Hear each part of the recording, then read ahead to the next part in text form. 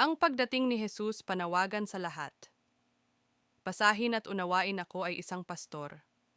Noong nakaraang linggo, nagmamaneho ako pauwi matapos ang isang mahabang araw ng paglilingkod. Tahimik ang kalsada at ang langit ay tila mabigat. Parang may hindi maipaliwanag na babala sa hangin. Habang ako'y naglalakbay, may napansin akong isang matandang lalaki sa gilid ng daan. Payat, may puting buhok, at may mga matang tila nagdadala ng malalim na hiwaga. Hindi ko alam kung bakit, pero may malakas na bulong sa puso ko na huminto, kaya pinasakay ko siya. Habang kami naglalakbay, tahimik lamang siya. Ang katahimikan ay parang mabigat, hindi nakakailang, kundi nakakapangilabot. Maya-maya, siya ang unang nagsalita. Anak, mahinahon niyang sabi, alam mo ba kung ano ang nangyari sa langit kagabi? Nanlamig ang aking buong katawan.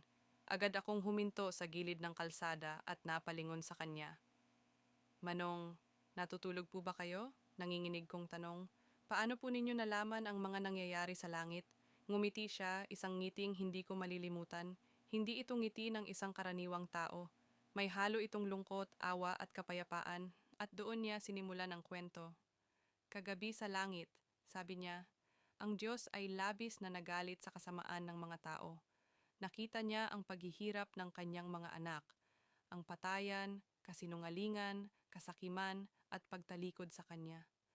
Habang nagsasalita siya, ramdam kong bumibigat ang dibdib ko. Inutusan ng Diyos ang mga anghel na hipan na ang trompeta. Napatigil ang hininga ko. Dinampot ng mga anghel ang trompeta, pagpapatuloy niya, at nang ito'y ihihipan na sana, huminto siya sandali, tila pinipigilan ng emosyon. Dumating si Jesus. Napayuko ako. Tumulo ang luha ko nang hindi ko namamalayan. Si Jesus ay lumuhod sa harapan ng Diyos. Siya'y nagsumamo, may pagluha, may pag-iyak. Ang dugo sa kanyang mga kamay, paa at tagiliran ay sariwa pa. Parang kahapon lamang siya ipinako sa krus. Hindi ko na mapigilan ang aking pag-iyak. Sinabi ni Jesus sa Diyos, wika ng matanda, Ama, huwag mo pong hayaang mawala ng kabuluhan ang aking kamatayan. Ibinuhos ko ang aking dugo para sa kanila. Tahimik akong umiiyak sa manibela. Ngunit nakita ng Diyos ang patuloy na kasamaan ng mundo. Hindi na niya halos matiis ang sakit ng kanyang mga anak, sabi niya. At saka raw sinabi ng Diyos ang mga salitang yumanig sa langit. Binibigyan ko sila ng huling pagkakataon. Nanginginig na ang buong katawan ko. Pumaling si Jesus sa mga anghel, pagpapatuloy ng matanda, at sinabi niya, bumaba kayo sa mundo. Mangalat kayo, sabihin ninyo sa lahat, nalalapit na ang wakas, malapit na akong bumalik. Hindi ko na napigilan ang aking sarili. Manong, umiiyak kong tanong, paano po ninyo nalaman ang lahat ng ito?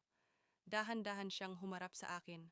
Ang kanyang mga mata ay biglang nagliwanag, hindi liwanag ng araw, kundi liwanag na hindi makamundo. At sa kanya sinabi ang salitang, hindi ko kailanman makakalimutan.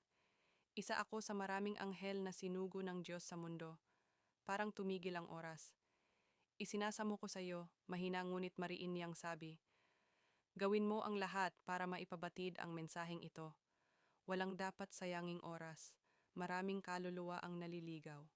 Pagkatapos niyang sabihin niyon, sa isang iglap, naglaho siya. Wala siyang iniwang bakas, walang tunog, walang paliwanag. Ako'y nanatiling nakaupo, pawis na pawis, nanginginig at umiiyak. Mga kapatid, hindi ko ito kinukwento para takutin kayo. Ikinukwento ko ito dahil totoo, nalalapit na ang pagbabalik ni Kristo. Hindi natin alam ang araw o oras, ngunit malinaw ang babala. Ito na ang huling pagkakataon. Ngayon ang panahon ng pagsisisi. Ngayon ang panahon ng pagbabalik loob. Ngayon ang panahon ng pagliligtas ng kaluluwa. Ginawa ko na ang bahagi ko. Ngayon, ikaw naman. Walang kayamanan sa mundong ito ang makapapantay sa buhay na walang hanggan sa langit. Kung handa kang ibahagi ang mensaheng ito, i-like, i-comment ang Amen, at i-share ito. Tulungan natin ang isa't isa na makilala ang Panginoon. Magligtas tayo ng kaluluwa habang may panahon pa. Sa Diyos ang lahat ng papuri at kaluwalhatian.